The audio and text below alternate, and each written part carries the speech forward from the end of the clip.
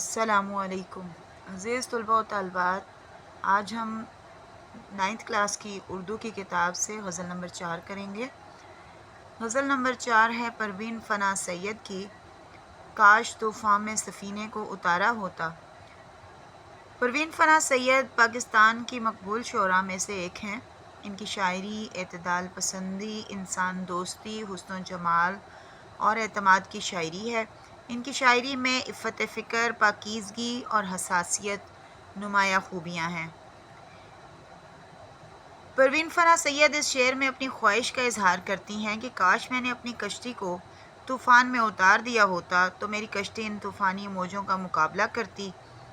اگر طوفان میں ڈوب جاتی تو طوفان کی موجیں ناؤ کی مدد کرتیں اور اسے ابھارتیں اور ڈوبنے نہ دیتیں۔ دراصل یہاں شاعرہ یہ کہنا چاہتی ہیں کہ زندگی کی مشکلات اور مصائب سے گھبرانا نہیں چاہیے۔ یہ مشکلات اور مصائب ہمیں مضبوط بناتے ہیں، اس لیے ان سے بھاگنے کی بجائے ان کا سامنا کرنا چاہیے۔ جس طرح موجیں کشتی کو ابھارتی ہیں، اسے ڈوبنے نہیں دیتیں، اسی طرح زندگی کی مشکلات ہمیں مضبوط بناتی ہیں، اس لیے ہمیں ان کا سامنا کرنا چاہیے۔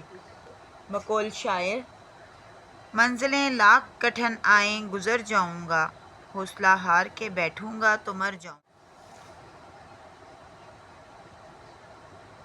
شعر نمبر 2 ہے ہم تو ساحل کا تصور بھی مٹا سکتے تھے، لب ساحل سے جو ہلکا سا اشارہ ہوتا۔ حوالہ غزل: کاش طوفان میں سفینے کو اتارا ہوتا۔ حوالہ شاعر ہیں پروین فنا سید۔ تشریح میں یہ جو پروین فنا سید کے بارے میں ہم نے 3-4 لائنیں لکھی ہوئی ہیں، یہ ہر شعر کی تشریح کے شروع میں آئیں گی اور پھر ہم تشریح کریں گے۔ اس طرح ایک تو ہمارے شعر کی تشریح جو سی ہے 5 نمبر کے مطابق ہو جائے گی، اس کی جو اختصار ہے وہ ختم ہو جائے گا۔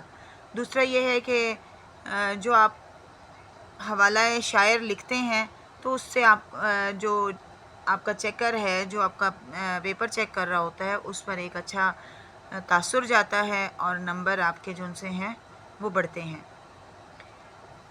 تو تشریح شروع کرتے ہیں شعر نمبر 2 کی۔ پروین فنا سید پاکستان کی مقبول شعراء میں سے ایک ہیں۔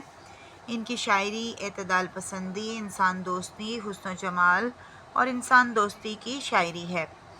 ان کے کلام میں عفت فکر، پاکیزگی اور حساسیت نمایاں خوبیاں ہیں۔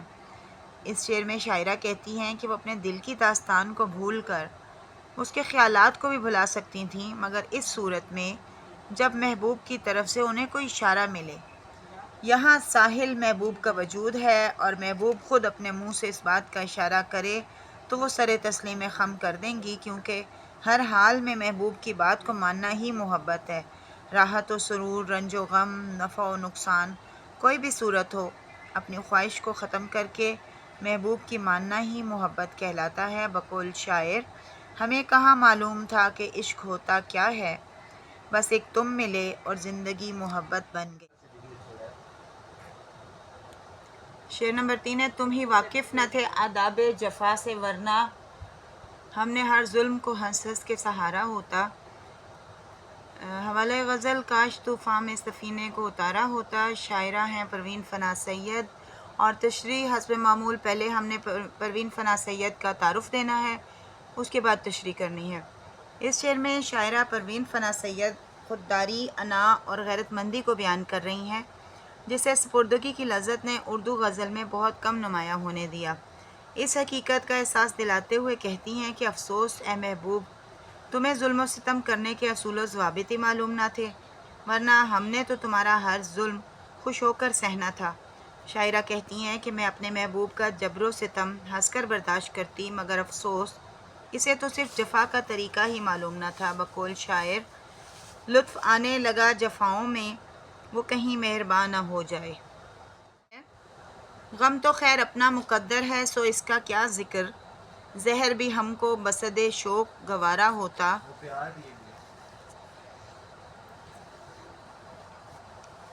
اس شعر میں شاعرہ کہتی ہیں کہ زندگی کے غم و الم تو میرے نصیب میں ہیں، اس کا مجھے اچھی طرح سے ادراک ہے، اس لیے میں اپنے دکھوں کا رونا نہیں روتی اور اپنی مصیبتوں کا ذکر نہیں کرتی، بلکہ اگر محبوب اپنے ہاتھ سے زہر بھی پیش کرتا تو میں بہت شوق سے زہر بھی نوش جہاں کر لیتی۔ محبوب کے ہاتھ کا زہر بھی کسی شربت روح افزا سے کم نہیں۔ بقول شاعر، زہر کے گھونٹ بھی ہنس ہنس کے پیے جاتے ہیں، ہم بہرحال سلیقے سے جیے جاتے ہیں۔ نمبر 5 ہے باغباں تیری عنایت کا بھرم کیوں کھلتا، ایک بھی پھول جو گلشن میں ہمارا ہوتا۔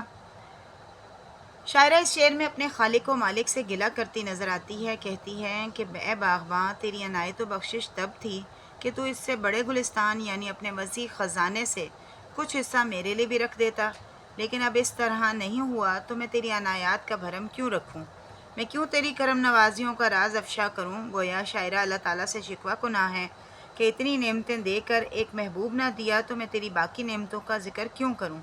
بقول شاعر، یہ زندگی دی تیری عنایت ہے، زندگی کو زندگی کیا ہوتا۔ شعر نمبر 6 ہے تم پہ اسرار فنا راز بقا کھل جاتے، تم نے ایک بار تو یزداں کو پکارا ہوتا۔ یہ شعر روحانی مفہوم کا حامل ہے اور غزل کا آخری شعر ہے، مگر مقطع نہیں ہے۔